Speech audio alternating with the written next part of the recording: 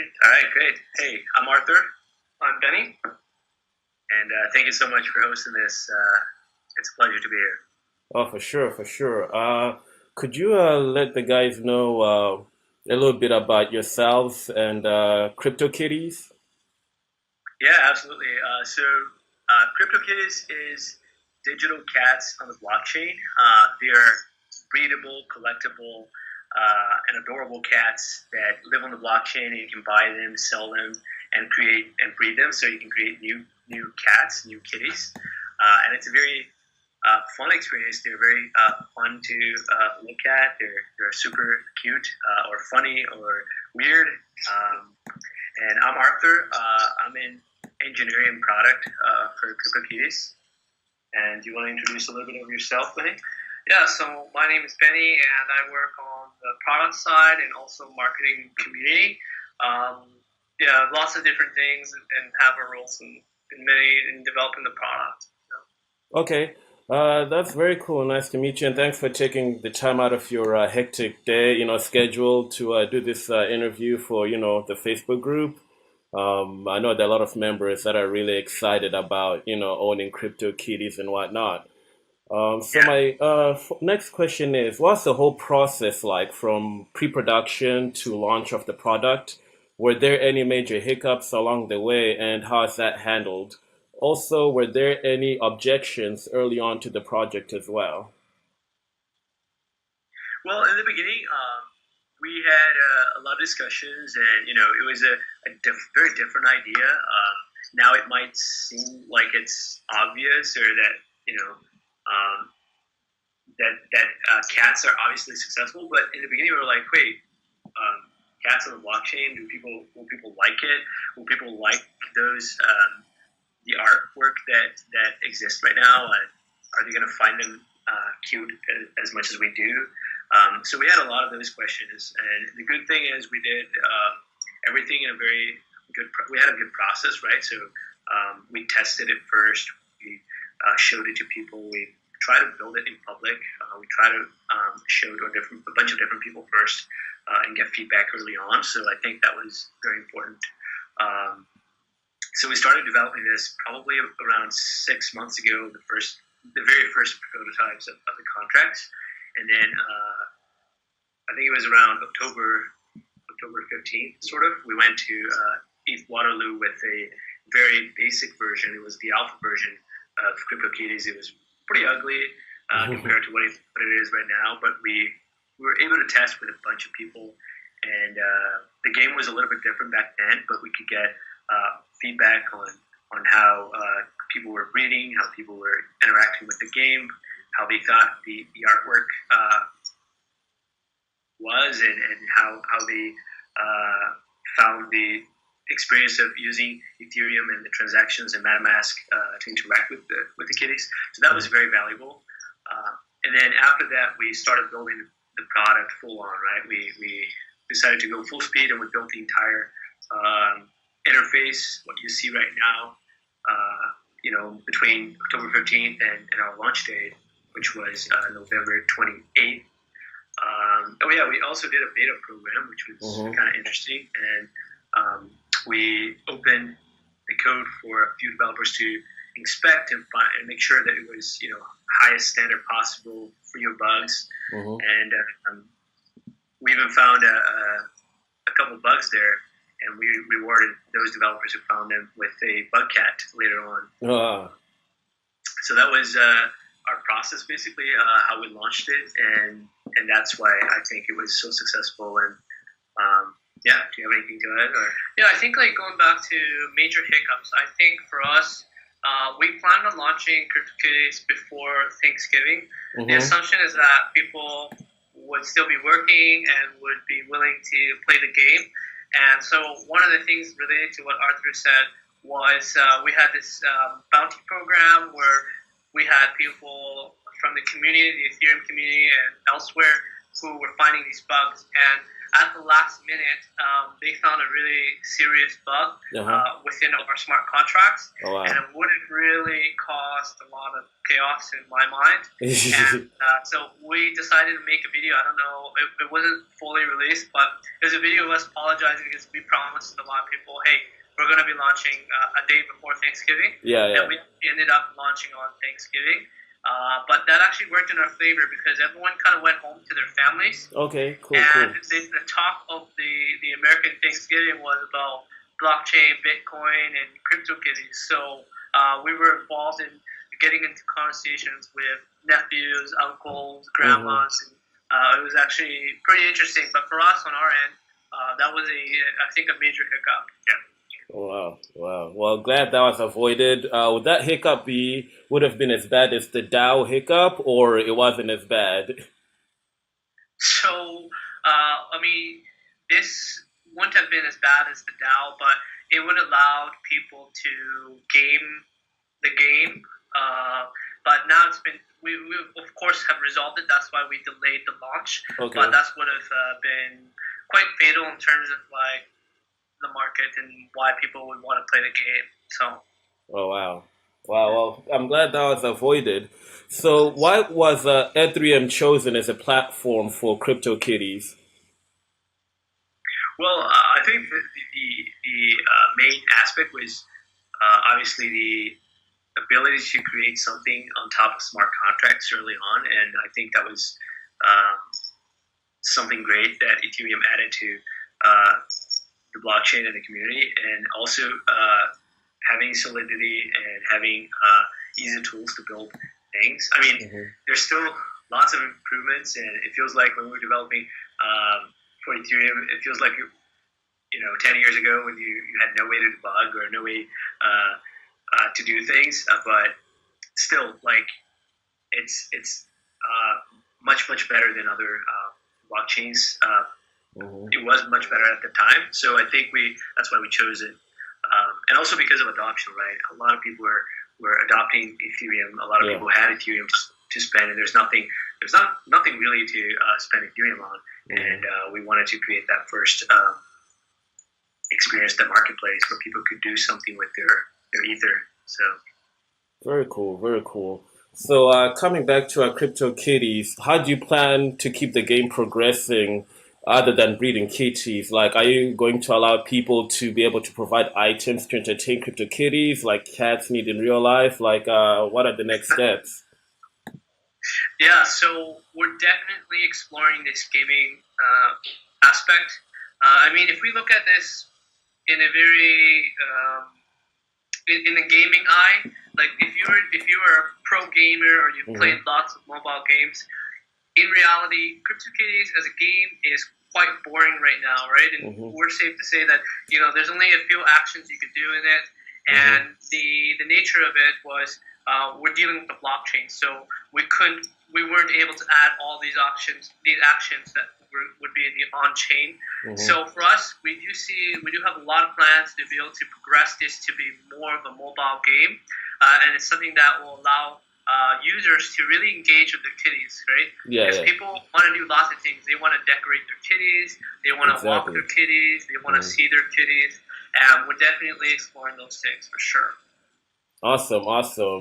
That'll be exciting, and I'm pretty excited to see how you develop and implement those, other methods of entertainment with the kitties. Do you plan to introduce other methods of payment other than Ether? Yeah, that's an interesting question. Right now, I think we had a big issue with the Ethereum network early on because the scalability issue was huge for Cryptokitties. At one point, Cryptokitties was taking up 30% of the entire network, and it was very clogged, and people were taking days to complete their transactions. So that's still a big issue that we're trying to solve and explore with the community, how we can build more scalable solutions. So obviously, getting Ether is on the other side of the not so technical, but from the user's perspective, getting Ether is also not the easiest experience. Right now, you have to go to Coinbase or any other exchange and get your Ether. So all of those thoughts are on the table with, first, the scalability issue of Ethereum, and then second, how can we make it very easy for people to onboard this new world of blockchain, right? Exactly. Is it through direct credit card payment? Is it through getting some other coins? I don't know yet, but the user experiences are focused. We're focused on making life easy for the user. So that's my answer right there. I don't know if it's exactly what you're looking for. Oh yeah, true. That's a good answer. Because like there are other forms of payments. Kind of like micropayments using stuff like DGB. I don't know if you've looked into that. Since they've got faster transaction system, faster processing systems, or Litecoin. Has that been brought up or? So we have a task force right now of multiple engineers looking into every possible solution you can think of. So we don't have an answer, set in stone yet, but we're looking into every possible blockchain you can imagine. And we're sticking with Ethereum right now. We think the solution is working at this point, but we're investigating all of those for the coming future, the next months. So. Okay, cool. Do you think in only using Ether that increases the price of Ethereum because now people are pushed to buy Ethereum in order to get Cryptokitties? So do you think there'll be a native, Cryptokitty token, like Kitty token in the future, Cryptokitties token? So I can answer that. Yeah. One of the main premises of Cryptokitties is that we didn't want to do an ICO, right? Yeah. We've talked about it here and there where, hey, maybe we should do an ICO and get kitty coins or kitty tokens. But one of the things that we wanted to prove to the whole community is that with the ICO craze that was in the later part of 2017, we felt that, there were a couple of bad players in the space. And it's not that we discount the whole ICO fundraising model. Yeah. We actually think it's super innovative, and we think that there are a bunch of players who deserve an ICO because what they're working on is truly game-changing. But again, there were bad players like the one where DJ Khaled supported and the founders just quit. And we all know about those ones, right? Because they make headlines. So for us, we don't plan on doing an ICO specifically for Cryptokitties, meaning we won't have a kitty token. We think that people who own Ether should be able to use the Ether to be able to buy things, right? And in this case, a crypto collectible, because there's not much things you can do with Ether at this point, right? You either just hodl it, or you go trade Ether for Bitcoin or whatever the price drops or rises. So we wanted to be able to offer that first experience of being able to use your Ether in order to buy the kitty. Now, the other question was, do we think that it increases the price of Ether? Well, it really depends. I mean, with the price of Ether that just rose to $1,400 USD, definitely that wasn't because that people were buying so many kitties and increased it. There's a bunch of other economic factors that were involved. So I don't really think so, but I think that what we've proven as a game on the Ethereum blockchain was that, sure, we took up 25% at the highest level of all the transactions, but in my opinion, Ethereum is the only one that is in full production with a proven model to handle dApps, and they're only going to get better, right? They just put out a bounty for sharding, and they're working really, really fast in providing the minimal viable plasma example for dApps that are being built this year. So all these other things, I think, influence the price of Ether and a bunch of other variables. But the kitties, in our way, is kind of bringing the masses to it. So hopefully that's what it is doing. Wow. Great answer. That was a beautiful answer. Wow.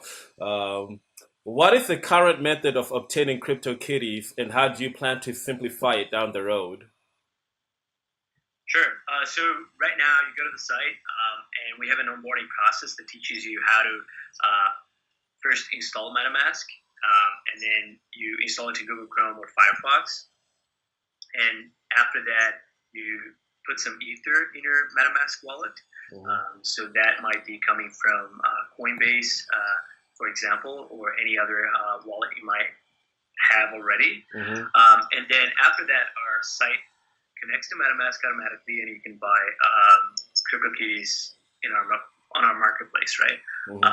And the way we plan on simplifying is just making those transitions easier, right? Getting Ether right now seems to be a little bit hard, so we're trying to partner up with those companies, or even come up with clever solutions ourselves that will allow people to buy Ether very easily, create the wallet very easily, understand what's going on, because there's a lot of confusion around what's gas price, for a user who's never seen that before.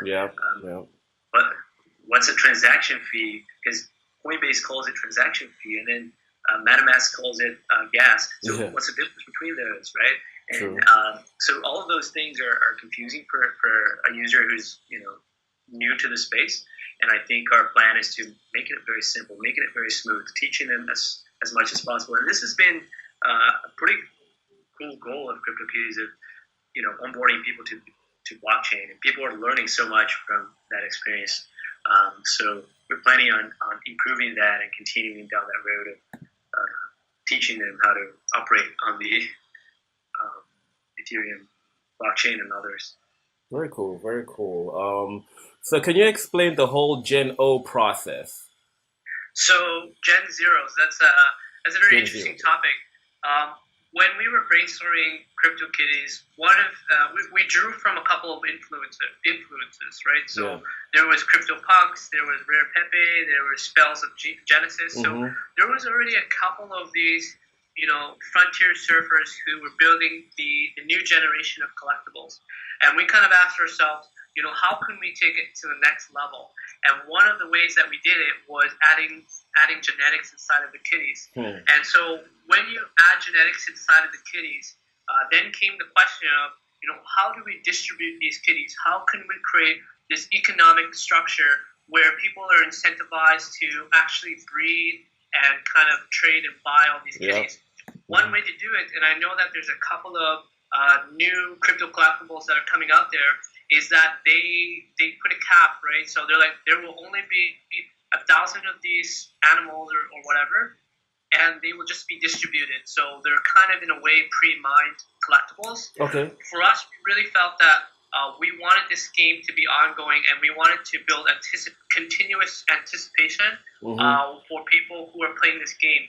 So what Gen Zero stands for is just Generation Zero. And for every 15 minutes, there's going to be one released in the marketplace. Okay. And for an entire year, that would equate to about 50,000 Gen Zero kitties. Wow. And so we wanted that process in line. And as people breed these kitties, they move down in generation. So it's depreciating, or I guess allowing the user to get more interesting genetics. So if you get a Gen Zero, you have the possibility of unlocking new genes that have never been discovered. And we really equate Gen Zeros to something like digital art, right? If you look at Bitcoin, there's 21 million fungible tokens that are fungible coins up there. And Gen Zeros, there will only ever be 50,000 of them. So in terms of numbers, it's super small. And Gen Zeros have a lot of benefits of having genetics and or unique genetics, and also their breeding cooldown is super low. So Gen Zeros are very interesting, and is really a mechanism for us to monitor the economics of the game. So I guess Gen Zeros are going to be super valuable in the future, since there'll only be like 50,000 of them. Exactly, yeah. That leads me to the next question. Will there ever be a cap on Cryptokitties? How will you handle the amount of Cryptokitties that could potentially be on the network in order to keep the network running smoothly? Right, and I think you answered part of that question, right? Because there's only going to be 50,000 Cryptokitties. 50,000 Gen Zeros. And right now there's about 450,000 Cryptokitties in total, which sounds like a lot, but really it's nothing, because when you look at Bitcoin having 21 million coins, this is a very small number in comparison, and they could be very valuable. All of those could be extremely valuable, right? Mm-hmm. And I think the way the amount of CryptoKitties is capped is by the system that the game that we developed with this game. So the kitties, they get slower as they breed, right? They breed, if you breed more and more, they get slower. Mm-hmm. And the offspring is also slower, right? Mm-hmm. So if you breed a generation 20 that is sluggish, sluggish means a slower a cooldown time. Mm-hmm. With the other one, the Gen 21 is also going to be sluggish. It's also going to be slow. So that the idea that this will just spread forever is not really true, because they get slower and they don't spread as much as in the mm-hmm. beginning, right? So the Gen 0 is super valuable because it has the power. It is rare, and then it has the power to spread a lot faster than the others. And then that growth is capped by just the way the system works, which is making the kitties slower, right? Mm-hmm. And to add to that, as Arthur said, the minimum is 50,000, right? That's if nobody buys any, or they just buy Gen Zeros and they don't breed them. Mm-hmm. But the upper limit is up to 4 billion. So wow. If people decide to breed their kitties, it could hit the upper limit of 4 billion CryptoKitties. Mm-hmm. But really, from our anticipation, it won't even reach 1 billion, because that's a lot of breeding. Yeah. Now, the kind of answering your question of network running smoothly because of the kitties. So buying these kitties is not what slows the network down. Is if we decide to put every single action on chain. So if we add more gaming mechanisms and everything's on chain, mm-hmm. Now everybody's breeding and there's billions of cats out there, then that will significantly slow it down. Mm-hmm. But I think we're pretty confident with the timeline of sharding and proof of stake. I think it's going to be like in 6 months is the early one, but then in a year or a year and a half. Mm-hmm. So by that time, I mean, I think that the numbers will balance out and they'll be able to handle a lot more kitties at that time. Oh, yeah, definitely. I'm looking forward to the whole scalability issue being addressed. This uncharted territory, and we're definitely learning a lot with the whole proof of concept area. Let me go on to the next one. So, how many users do you currently have, and what's the growth like been for CryptoKitties? What has the growth been since the release of CryptoKitties? So there's about 250,000 users right now, and we started a month and a half ago, like mm-hmm. November 28th, which is basically early December. So it's been a very short amount of time, and 250,000 users right out the gate. So that's a lot. That's it. From zero a month and a half ago to 250,000 today. So that's the growth we've had so far. Yeah. It grows every day, obviously, but yeah, that's definitely a lot. We're planning on expanding that even further. We're gonna tackle. We're gonna have different languages very soon, and we're gonna be expanding to Asian markets soon. So that's very exciting. Yeah, I was gonna ask, which one is your biggest market right now? Do you have any idea where like a lot of people are accessing CryptoKitties? So it's truly a global game, but North America is the number one audience right now. Okay. Obviously, because we haven't fully localized the game in terms of languages, but I mean English is pretty universal. So any English-speaking country will probably be playing this game. Mm-hmm. The other thing to consider is the regulations for each different countries, right? Yeah. As you know, in China, ICOs, exchanges, and now some regulations around Bitcoin mining has come into play. Mm-hmm. So areas like that, obviously the adoption is a little bit less, and also they don't have Google, right? So it's a little bit more difficult for people to be able to play this game. So that's what we intend is eventually expand our scope, figure out the regulations so we can really nail down each of these other countries. Mm-hmm. Growth has been insane for us.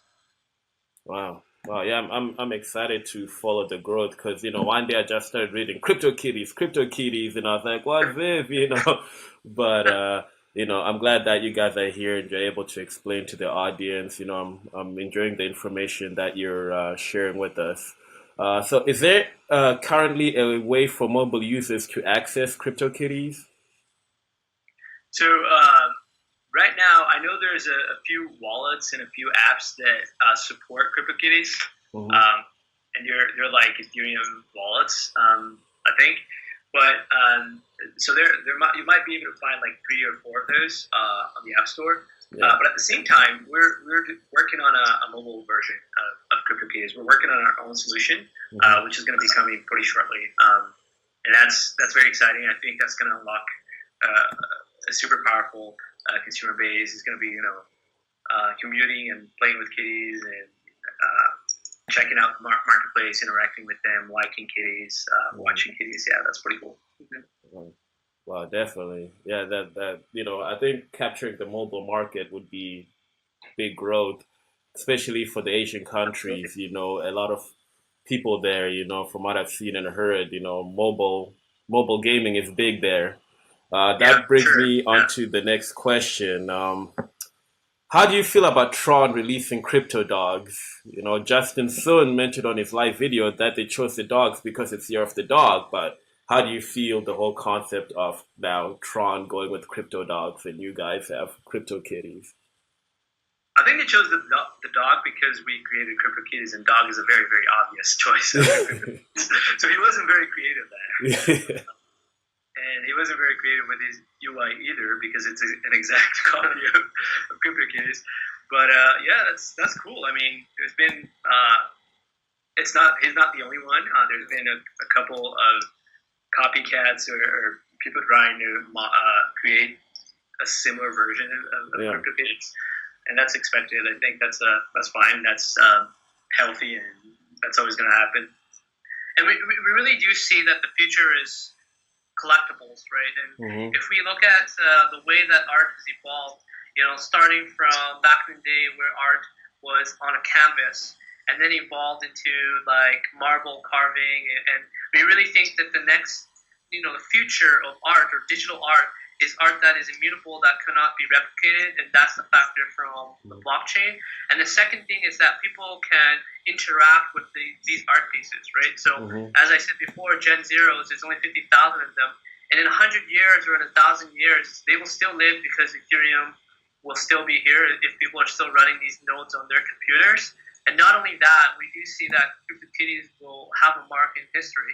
But being said that, if we look at the Renaissance period, there were so many artists out there who were working with the same medium, same marble, etc., and we welcome it because we're all in the same boat in terms of revolutionizing the digital art and bringing crypto to the rest of the world. Yeah. So we welcome them and all the other competitors to join us in the collectibles and in making that accessible to everybody. Yeah. But that being said, I think with the collectibles this year, we'll see a bunch other ones that are almost 100% copy of CryptoKitties. Yeah. But then we're going to see a bunch of people who are going to build on top of this model, just as how we built on top of Rare Pepe and CryptoPunks. People will create very interesting mechanisms that will make these collectibles even more fun. So I think it's going to be very interesting to see how this plays out. Yeah, and I'm very excited to see, very creative solutions. I saw this extension that one of our community users created. I think it's called Kitty Hats. And it's so cool because it's like collectible items that you can put on top of CryptoKitties. So it's like different hats, different glasses, different stuff like that. I thought it was very creative, very clever.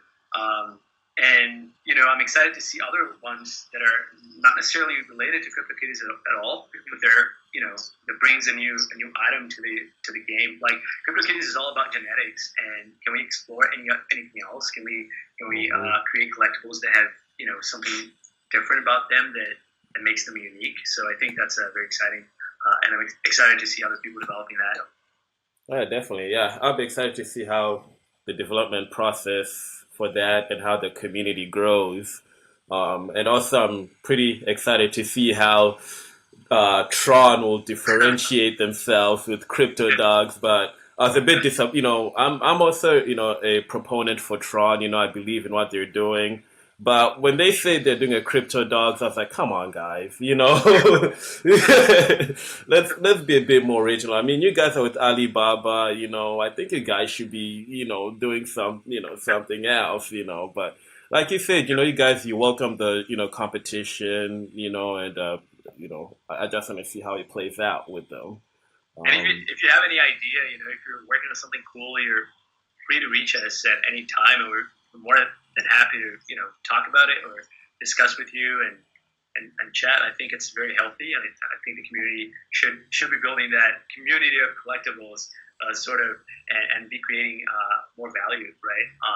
Totally. The blockchain space. So that's very healthy. Oh yeah, totally, and I agree with that. So some Cryptokitties have sold at the equivalent of $130,000. Did you guys ever expect that when you launched Cryptokitties?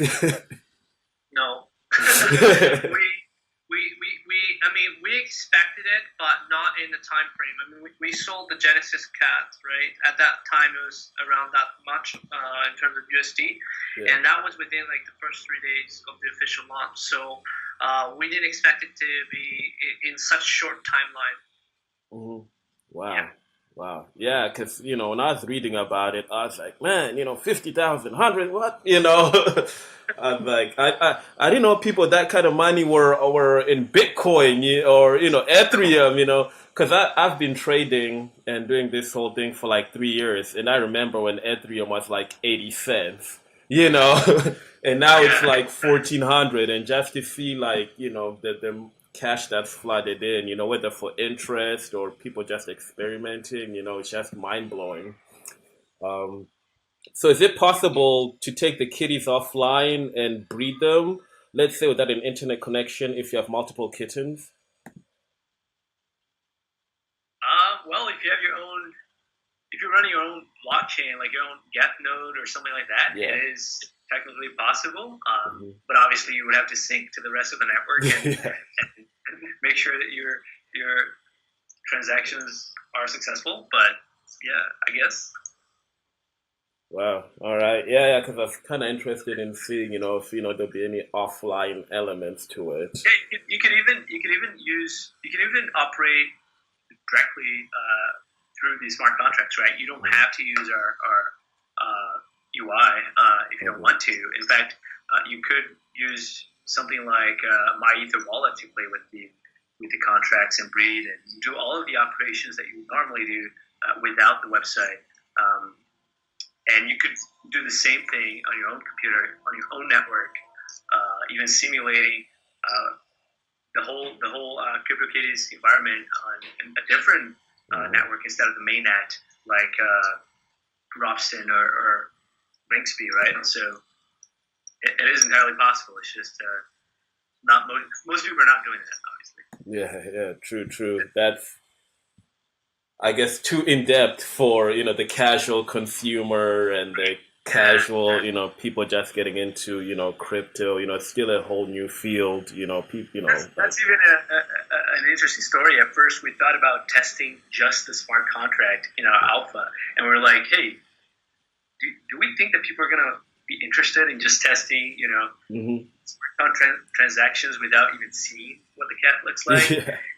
At first, we thought the answer was yes, and then we changed our minds and we decided to test an alpha version of the product with visible cats. Yeah, exactly. Oh yeah. Visibility, that gives it, much more, people can understand. Sometimes people need to see, like have something showing them. So CryptoKittens is a proof of concept for the Ethereum network, and the transactions brought into question scalability of the network. If Ethereum blockchain is to be widely adopted, how can it avoid such issues with transactions? So there's two ways to look at it, right? One is what can Ethereum do as a foundation to improve scaling? And as we've discussed, they are exploring many different options. And I think that scalability, I was just listening to a podcast this morning with Vitalik and with Laura Shin from Forbes, and he also mentioned scalability is the number one problem for public blockchains, and it's something that is super important for them to be solving and working on. So they are. I mean, they have the bounty that just is announced, and we've had the chance to speak with a couple of their core developers in the Ethereum Foundation. Okay. And from that, we were very confident that they are working on it. It's just that these things take time, right? Mm-hmm. It's like the other stage of the internet where we're still using dial-up, and transitioning from dial-up to where we're at now. It's been quite a lot of work, and I think that for them, they're still moving along very fast. They have a very competent team and a huge community backing them. So I think scalability from the Ethereum standpoint is looking good. Mm-hmm. The second thing is from our end, right? So how do we scale this game? One of the things is we wrote a piece about decentralization versus centralization. Mm-hmm. There's really two types of people, people who think that every single thing should be decentralized. They're anti-government. They are supporting self-sovereign, and they want everything to be controlled by people. And then there's people who are comfortable with using, who are still using Skype and Facebook and Google because the services provide a lot of value in our present-day life. So those people are comfortable with some elements being decentralized and some elements being centralized. Mm-hmm. So we really take the stance of the hybrid of having decentralized and centralization. So what does that mean for scalability? Is that every single feature that we decide to build, whether it's related to gaming or related to making this game run faster, more for efficiency, mm-hmm. we have to look at that in two areas, right? Do we put every single new action of a gaming mechanism on chain? Some would argue, hey, it should be on chain because it affects the value of the kitties. If these kitties are going to live 100 years, someone 100 years in the future should be able to look on the blockchain and see, hey, this kitty was born here mm-hmm. and did this action, did these actions. Wow. And that's a very, very good point. But then some would say, hey, it doesn't matter if you walk your kitty, like why do we need to record every single thing onto the network?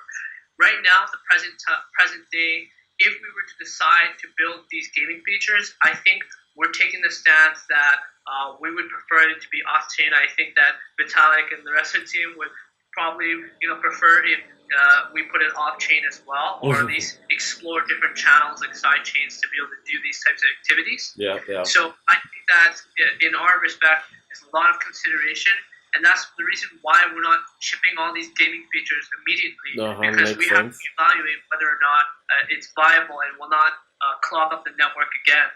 But we're very confident that we can match the timeline for what they're trying to deliver as well.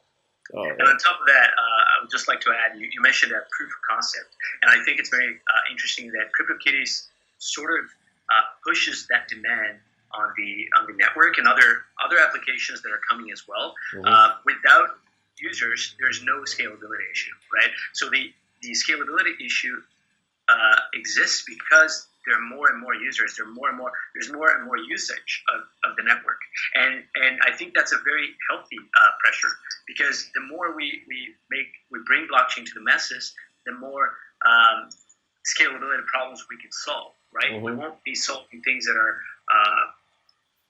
not needed, sort of. And I think that's a very interesting point that Cryptokitties kind of like. Is pushing the boundaries of scalability in that sense, and is bringing a market that wants things fast, right? Yeah. And the consumers, they have a lot of power.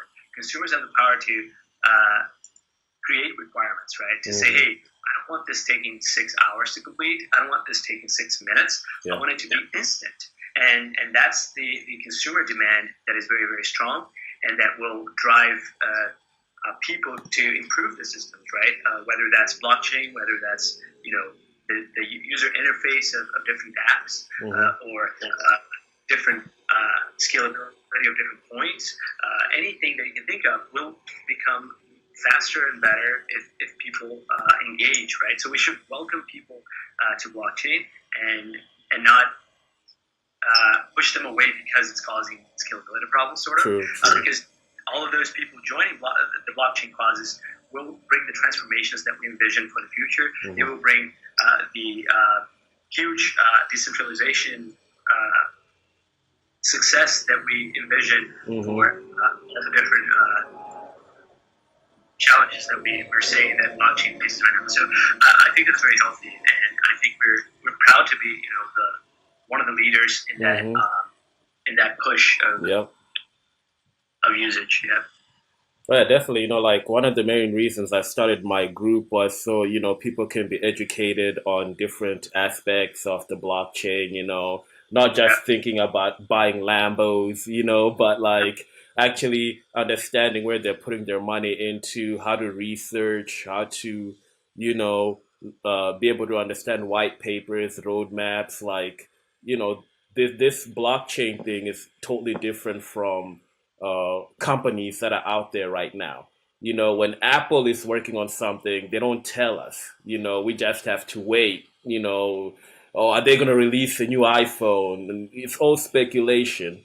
But Yeah. what I like about this is that, we've got a white paper that tells us, what the company is going for, the market. And then we've got roadmaps that show us, like, okay, this is what you want to achieve in the first quarter, second quarter, third quarter. It's not just like, oh, we're waiting to see what happens. Like, with, PlayStation, we don't know when the next PlayStation is going to come out, what it's going to consist of.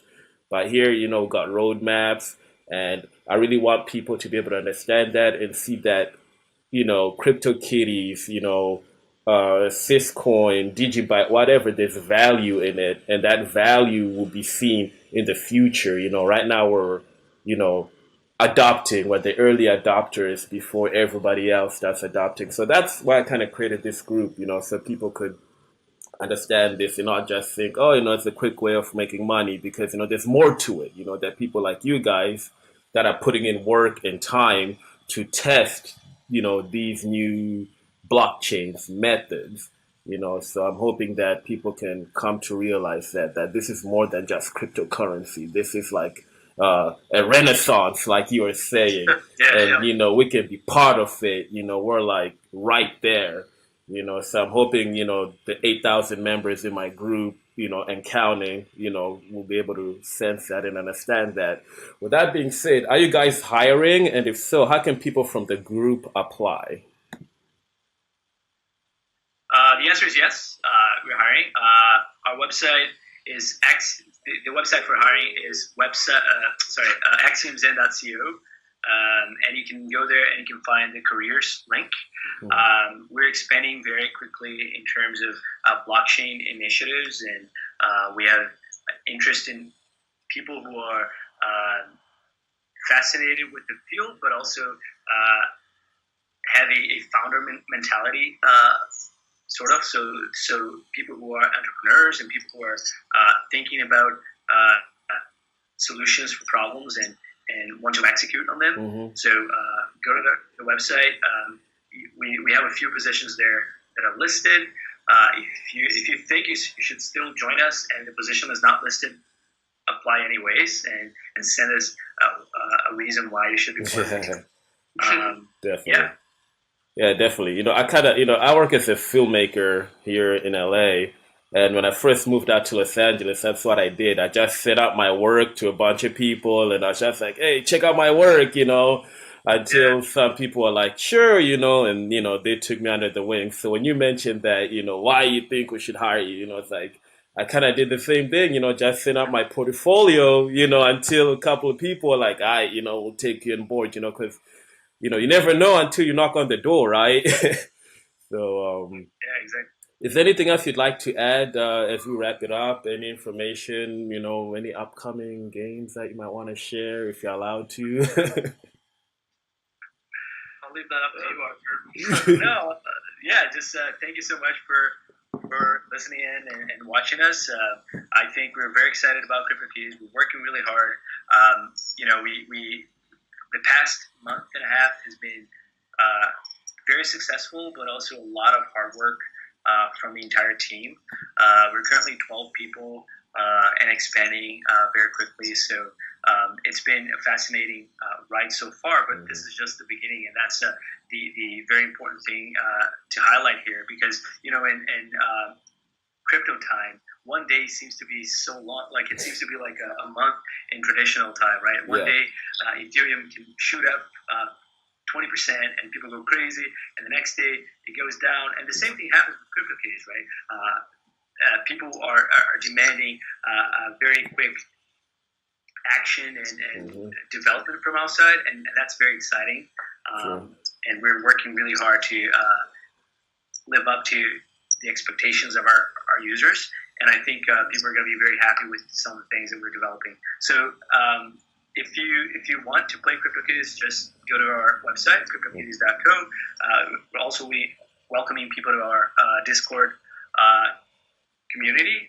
We have a very large community there who's willing to help anybody who's starting to play the game and learning about crypto, decentralized applications, or Ethereum, or cryptocurrency, or anything like that. And yeah, so thank you so much for the opportunity here. Thank you. Hey, thank you, for taking your time out, and I'm going to make sure to put a CryptoKitty banner as our Facebook group cover photo, so, perfect. just to say thank you for taking your time out, so when new members join and current members join, they'll see the CryptoKitties on the cover. I appreciate you guys, and stay in touch. If you guys have any press releases or anything, you got my email. Feel free to email it to me, and I'll share it in my group. Whenever you guys have any developments, let me know. I'm excited to follow you guys through the journey. And people from the group are saying, thank you. It was great. Timo in the group, Rocky Jean, they're saying thank you for taking your time out. Awesome. Thank you so much. And make sure you send us the link so we can tweet about it as well. And I'll make sure we do that. Yep. For sure. Thank you. Have a good day. Take care. Cheers. Thank you.